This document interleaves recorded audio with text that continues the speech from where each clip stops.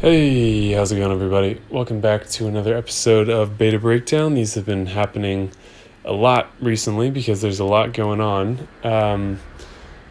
This is going to be a longer video because there is, believe it or not, still so much new stuff happening. So I've added timestamps to the video. If you you can either click on them in the description to navigate to a specific place if you want to, or if you're on the computer and maybe on your phone, I'm not sure how it shows up, you'll see in the progress bar at the bottom of the video little sections that show you what's being talked about, so that way you can jump around if you want to, but I'm going to cover it in an order that I think makes sense, so you can also just go from start to finish here. So first things first, we have a new event. So the new event is the Starfall Circus. This is the second new event this year. We had just had the same 5 for, I don't know, as long as I can remember. And so now we've had the Villains event that's new, and now the Starfall Circus, and there are some new mechanics coming to the event itself. So I'm going to talk about the event, and then we'll jump into the heroes after that. So for the event itself, heroes in this family bypass the elemental barriers and have increased attack, defense, and health plus 20%. Keep in mind this is still in beta, so we might see those numbers change. I can't remember where we landed with the Villains event having extra bonus stuff like this, but they're trying it again here, which makes it seem like this is definitely going to be something that happens in the future. It's only a matter of time before it gets included. The bonus applies only to family heroes in the event. I don't know how you could have a Starfall family hero that's not... Oh, in the Starfall event. So yeah, it's not just for all events. It is not limited to unique heroes only. Any of them gain the boost. So that's for duplicates as well. That's sort of interesting. I haven't seen any... I haven't looked at the 3s and 4 stars yet, but I haven't seen any that seemed like they would be super great for event teams, but we'll get to that shortly. We're also going to be talking about the 3 new upcoming heroes of the month as well at the end of the video, since I didn't mention that before. Okay, so the unique gameplay thing is every 5 turns the stars fall, and that can trigger 3 actions, and it looks like it's not one of 3 actions, but all 3. The stars falling triggers 3 actions. Deals X damage to all heroes, which is different depending on the rarity. 100 for rare, 150 for epic, 200 for legendary. Changes the element of all heroes. I don't know if that means your team and their team, but changes the element of all heroes to the element they are strong against.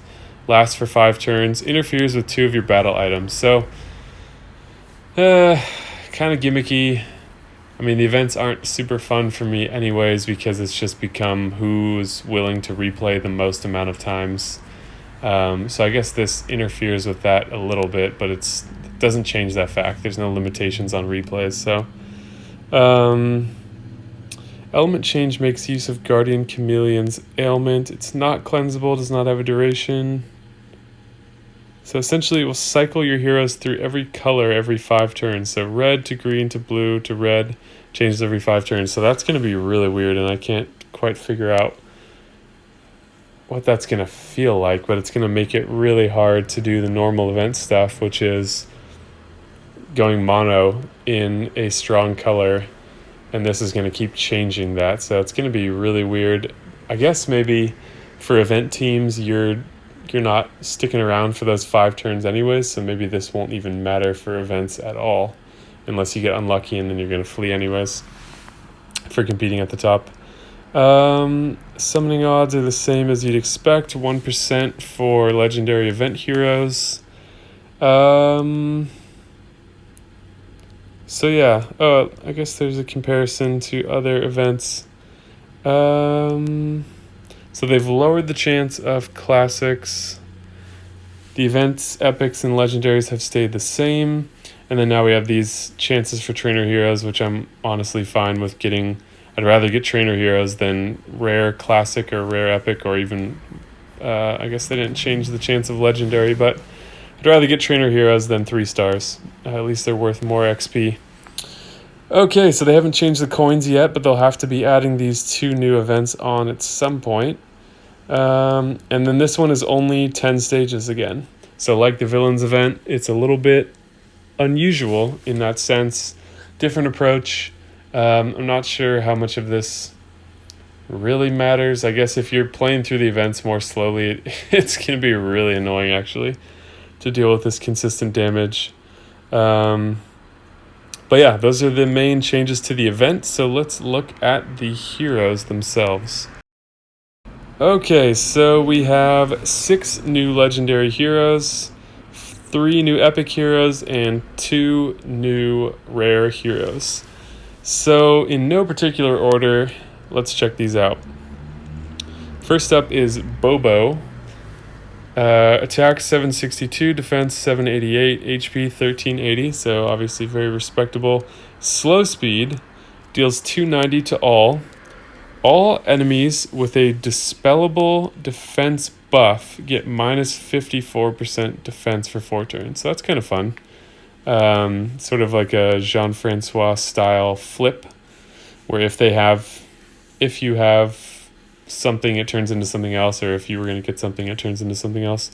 So yeah, it could be tricky to time this out with slow, but that is very strong. Minus 54% defense for 4 turns.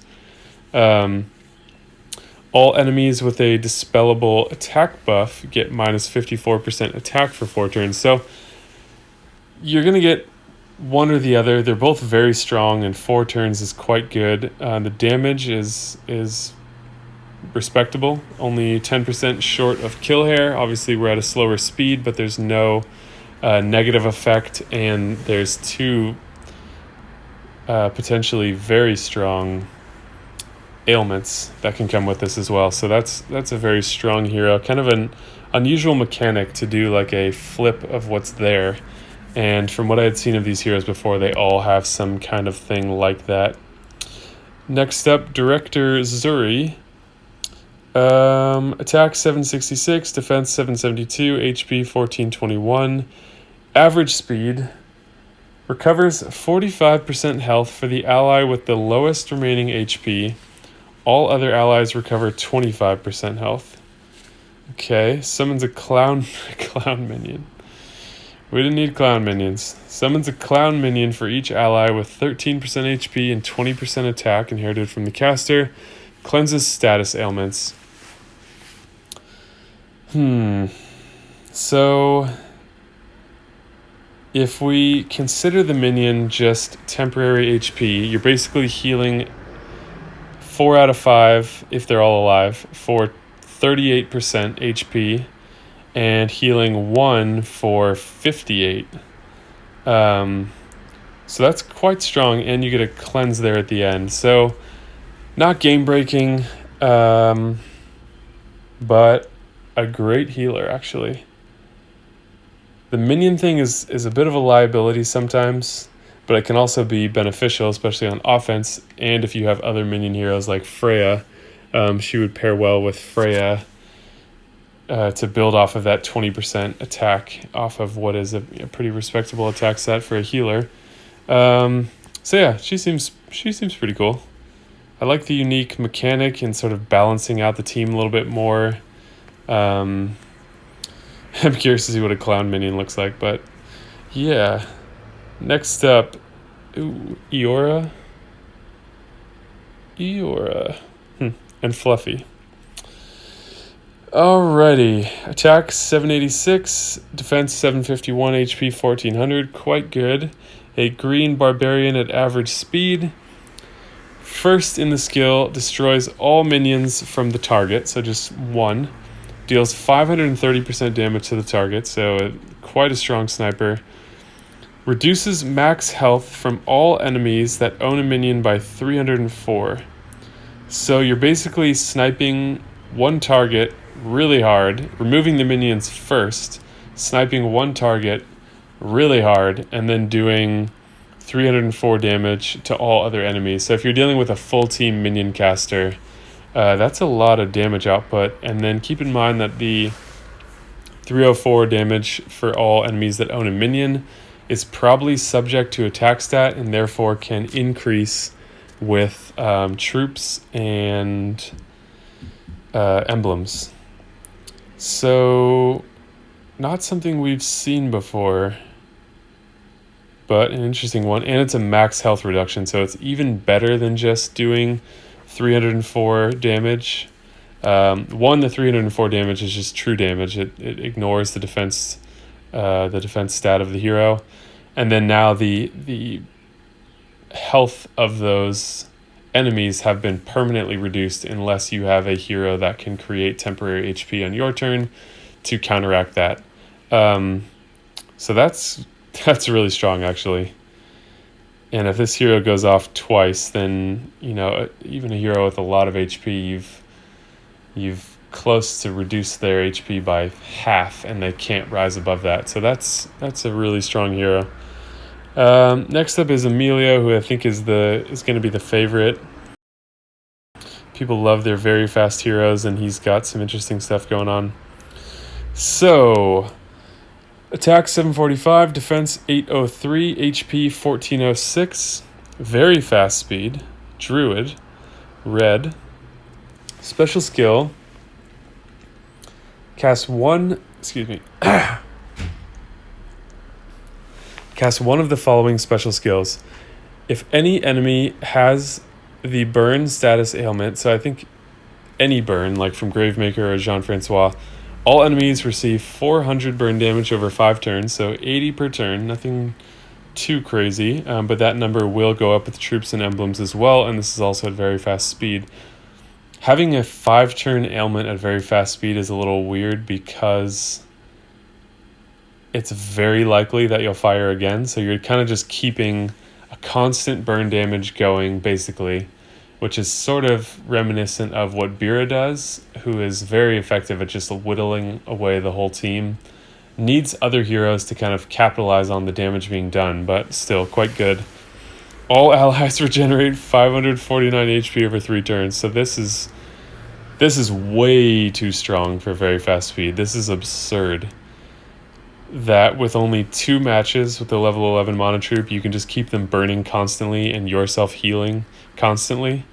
At least it's not temporary HP. All allies are immune to new status ailments for 3 turns. This effect can't be dispelled. That is just ridiculously strong, and this will change for sure. That's way too much. I feel like this could be slow. That would be a good slow hero. But at very fast, that's ridiculous. Okay. All enemies receive 400. Yeah, so I don't know how high that number can go, but that's just stupid. And then the first turn, if he's the only one on the team with fire damage, all enemies receive 315 over 5 turns. All allies are immune to new status ailments for 3 turns. Wow, even that's good. Honestly, even that is good. That would be 63 per turn, which would go up with troops and emblems, as well as the defense bonus. So an incredible defensive hero. Also the druid with really high defensive stats. Jesus. So yeah, all enemies receive 315 over 5 turns. All allies are immune to new status ailments for 3 turns. We've not seen that at very fast speed yet. We've seen 2 turns with Grazul and Vanda, but 3 turns is pushing it. That's a 50% increase. And then obviously the second time you fire, you would get those other benefits. So this is like an absolutely broken hero. That is that's crazy. Okay. Faline. Not a name I've seen before. Attack 764, defense 751, HP 1442. A yellow fast wizard. Deals 200, so we've seen an increase since I checked last time. Deals 200, so that's crazy actually. They've come in after beta and they've increased this one and they didn't touch. They didn't touch this one. Okay, deals 250% damage to the target and nearby enemies, so decent for a hit 3. The hit enemy with the highest base mana speed gets the following status ailment. Wow, it got way better. The target gets minus 54% mana generation for 3 turns. This effect can't be cleansed, so that is a huge improvement from what it was originally. Minus 54% is like being in quicksand. So something to keep in mind, you might be thinking, all right, so one person gets minus 54% mana. What if all 3 heroes you hit are fast speed? Then all 3 get this, and that's crazy strong at fast speed. So it really depends on the defense team and what's going on there, but there is certainly the potential for this to be landing on all 3, and that's uncleansable for 3 turns. That is really strong. Yeah, the damage is not great, but wow, that's really strong. So let me know what you think of these in the comments down below so far. I feel like every time I talk about heroes, someone points out something interesting that I didn't think about, so please share your thoughts in the comments down below. We've got one more here to look at. Maybe we'll try to take a quick peek at the epics and rares, and I'll just have this be a long video with timestamps because I want to talk about the heroes of the month too, but we've already had so many beta videos that I want to do it all in one. So let's keep moving. Theobald. Attack 735, so we saw a little nerf there, and interesting, they kind of flipped it from your typical attack hero to more of a defense-oriented hero. Attack 735, defense 803, HP 1404, a slow blue monk. Deals 375% damage to the enemy with the highest remaining HP. Deals 230% damage to all other enemies. Okay. All allies reflect all status effects and 115% damage back to the attacker, and block other negative effects from enemies' nature special skills for 4 turns. All allies get plus 50% attack. So there's a lot going on, and I think the second point needs some clarification. My interpretation is, because at first you're like, holy shit, reflects all statuses and 115% damage back to the attacker. But I think that's only for nature heroes. So if you're attacked by a green hero, that will be reflected back. Otherwise, it will not be. So kind of an interesting Frigg counter. Like a offensive hero for the red tank meta with Frigg flanks, perhaps. Though I think we're moving closer to purple tanks as the main meta with each passing day. So yeah, not as OP as it sounded like at first because it's limited to only one of the 5 elements. But you get a nice attack boost in there as well. So an interesting hero. I wouldn't be upset to get any of these heroes, especially if your roster is not super developed. These are all really strong, with some just being downright broken. Alright, so let's swing over to the epics real quick. DeAndre, attack 624, defense 633, HP 1402. Average speed. Personally, for epics, I really prefer fast speed because I'm only using them in the tournaments, and in the tournaments you can't use mana troops, so average speed is way slower than fast speed. Recovers 35% health for all allies. All allies get plus 24% mana generation for 3 turns. All allies with dispellable status ailments that affect defense get plus 50% defense. That's great. That's a really cool hero. And a great 4-star healer. There's not many yellow 4-star healers. There might only be one, actually. It might just be Lady Woolerton, who I was really excited about and now don't use at all. But this is a good hero. 35% health, average speed, okay. Mana generation for 3 turns, and then flipping defense down to increase defense for 3 turns. So a little bit better than a cleanse with regard to defense ailments specifically. Okay. Oh boy, Eichelborg. Everyone's favorite name to say, Eichelborg. Attack 637, defense 656, HP 1317, a red fast monk. Deals 340% damage to the target, which is decent for a 4-star sniper. The enemy with the highest base defense gets the following ailment, minus 44% defense for 4 turns. That's great. I'd be happy with this, especially fast speed. You'd want to have other snipers to follow up this hit so that if you have a couple fast snipers, you use this one first and then you can gang up on the one with defense down. But for 4 turns is quite nice. And I would prefer, I think, minus 44% for 4 turns as opposed to minus 54% for 3 turns, which it was before. Because then you have a long enough window to potentially use other heroes in different colors that might not be charged yet. Marcel, attack 654, defense 626, HP 1338. Deals 275% damage to the target and nearby enemies. So that's quite good. All allies with dispellable status ailment that affects attack get plus 50% attack. So that happens after. That would be really cool if it happened first. I like the heroes that do something before they do damage, like how Lady Loki can cast defense down back on the enemies and then does her damage. It's kind of like dispelling before attack. I like things where stuff happens before the damage is dealt because it gives you more room to be clever. But let's see. Still pretty good. Costume hero counter. 275 to the target and nearby enemies. All allies with dispellable ailment that affects attack at plus 50%. Yeah, so pretty good. Maybe situational, but still that's quite good damage for hitting 3. Average speed, which I don't love, but still good. All right, last 2 heroes for rare, Candy and Whacker. Candy, attack 465, defense 48, HP 809. An average yellow cleric. Whimsical Aid, heals all allies who have less... Oh, it's a mini Raphael. Heals all allies who have less than 50% HP left to 50% health. All allies regenerate 351 HP over 3 turns. So, not the strongest heal, but awesome. Awesome hero, especially at average speed. Raphael is slow. Usually when you see similar effects in rare heroes that you see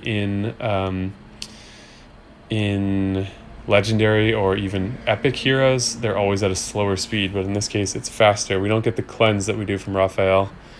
But yeah, that's great.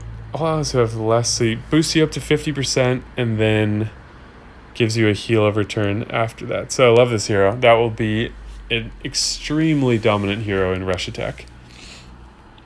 All right, Whacker is the last one. Attack 554, crazy high. That might be the highest attack in the game. For a 3-star. Defense 406, HP 747. A green fast barbarian. Love the fast speed for tournaments. Deals 315% damage to the target. The enemy with the highest base attack gets the following ailment, minus 54% attack for 3 turns. I don't like how you can't direct the ailment. It just kind of goes to whoever. So if you want to use this hero, but the one with the highest attack is really far away from using their special skill or from having it be their turn, then it's not the best effect. But tile damage is high. Not really interested in this hero. Be happy to get Candy. Okay, so those are the Starfall Circus heroes that we will be seeing at some point in the future. Still subject to adjustments, so we'll see how they actually get released. Amelia is the one that just needs to be controlled because that is just absurd. So there's 3 upcoming heroes of the month. Let's look at those next. There's one in here that, people have been calling for a buff to Nor for the longest time, and this is the nail in the coffin for that. They're just releasing a new hero of the month to completely bury Nor. So, yikes, but let's take a look. All right, so we have 3 heroes of the month coming up that we have not talked about yet. The one for May is Yang Mai. Attack 743, defense 762, HP 1369. a red monk. Now we're seeing these double passives for the new Heroes of the Month. So resist water damage, not super relevant anymore, but maybe in the future.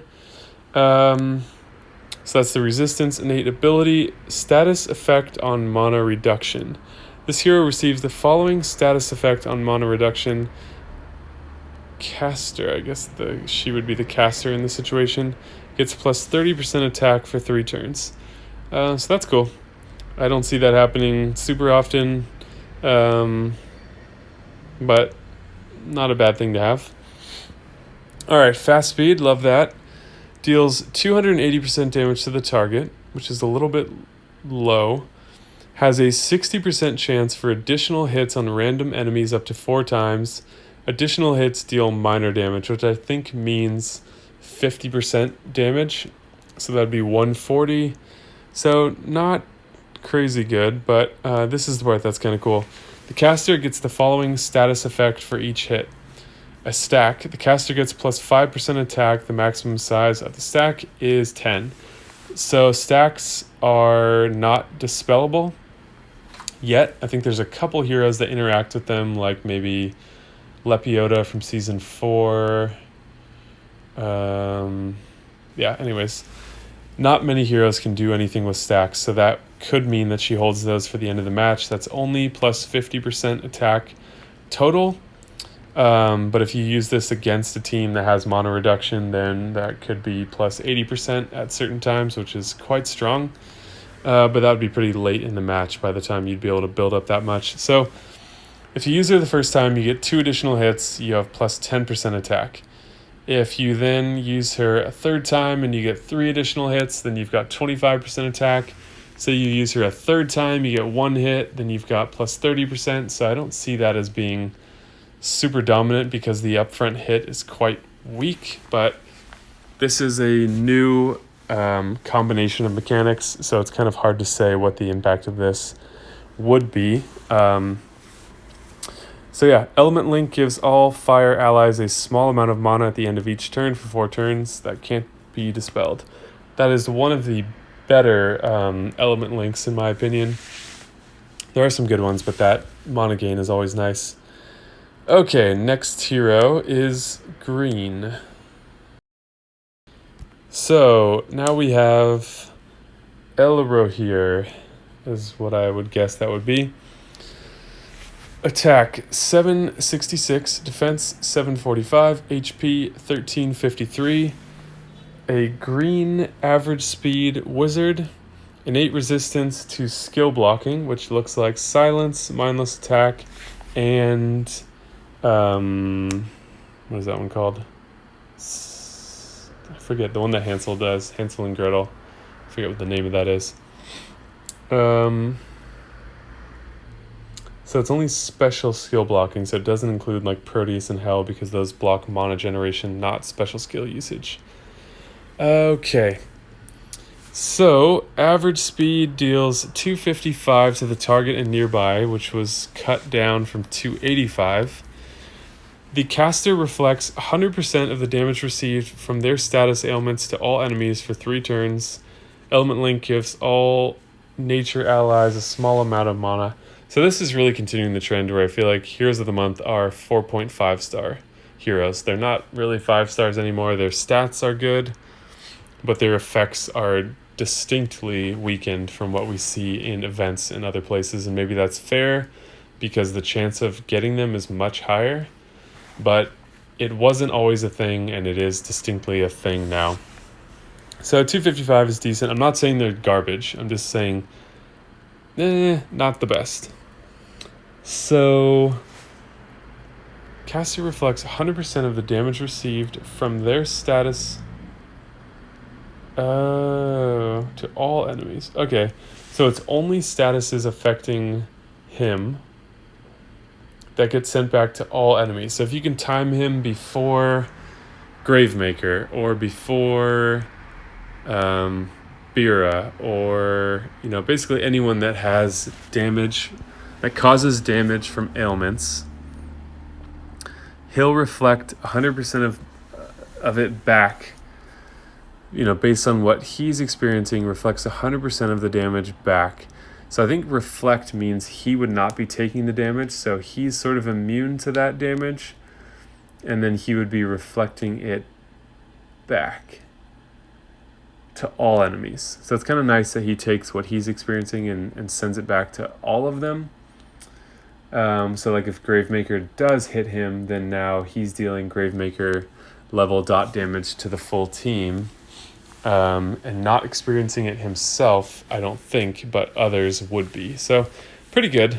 I guess a better hero of the month. I don't want to totally crap on the heroes of the month, but the fact they like cut his damage down is like, clearly they're like, okay, we don't want a hero of the month to be too good. So yeah, another prompt. Let me know what you guys think about these down below. Which ones are the standouts and which ones don't seem that good. But that's what we have for him. And let's look at the last one, who puts Nor to shame. All right, last up we have Devana. Attack 741, defense 756, HP 1404, an average speed yellow ranger, innate resistance to dispels. This hero has an innate resistance against dispels of buffs. Okay, so she stays buffed.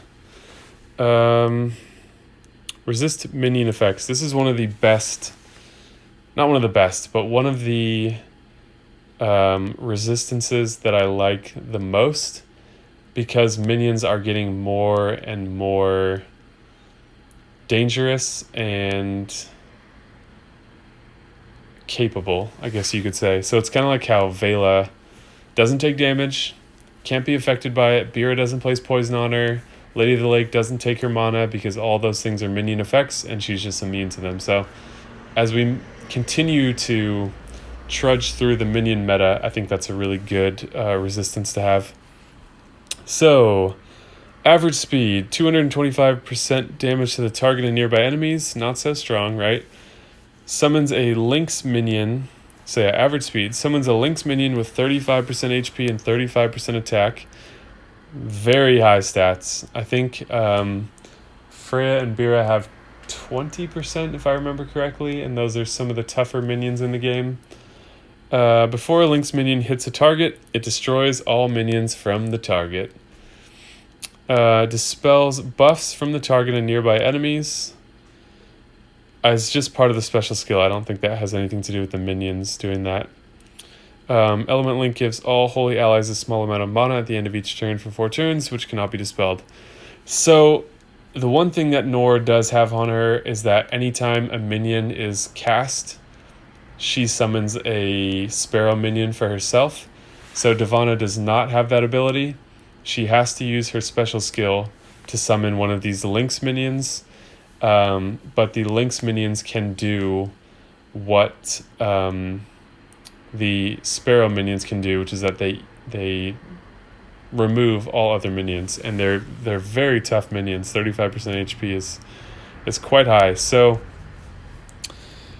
poor Nor. She is getting a buff as part of version 37, which I can't remember what it is exactly. Boosts her minion HP up to like 40% maybe, or 45. That seems too high, but I can't remember what they were before. But this is probably the hero you'd rather have in almost all situations.